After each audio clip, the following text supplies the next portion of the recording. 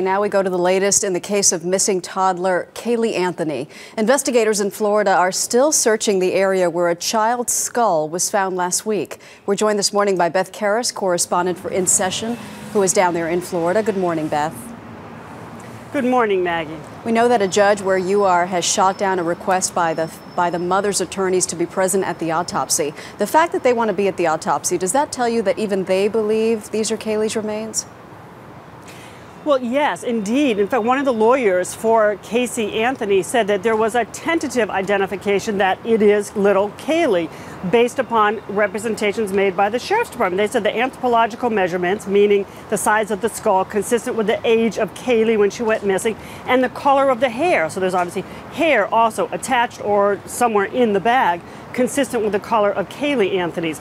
But the judge said, you're not going to go there until there's a final identification. What if it's not Caylee and then these strangers are present?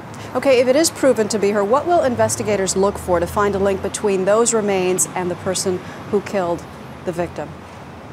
Well, you know, investigators are out at the scene today for the 6th day in a row, and they said last night they're going to be there for a couple more days. They are making significant finds. They are not telling us in the media and the public what those finds are, but they are literally sifting through the dirt in a sifter, and whatever remains behind they are taking for analysis.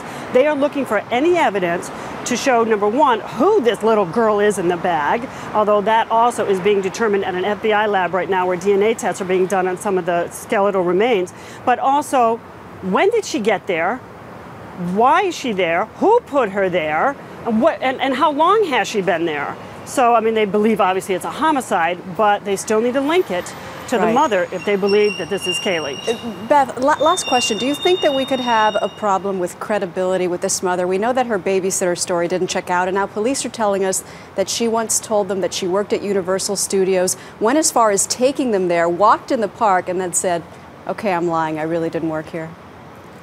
That was the beginning of the lies that the police have found out, many provable lies. When the daughters first reported missing in mid-July, she told the police that she worked at Universal Studios in Orlando as an event planner. She gave the name of co-workers, she gave her number and extension, none of them exist. She gave the number of her boss, wrong name. She took them there, started walking down the hall, turned around and said, you're right, I don't work here, I lied. That's just the beginning of the lies. I'm wondering if her attorneys will use her state of mind, her lies, as a defense?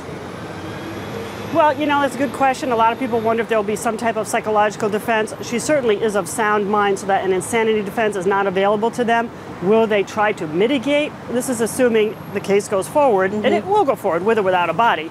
I don't know the answer to that. Her attorney right now has been saying she's okay mentally. Okay, Beth Karas, thanks for your time this morning. My pleasure.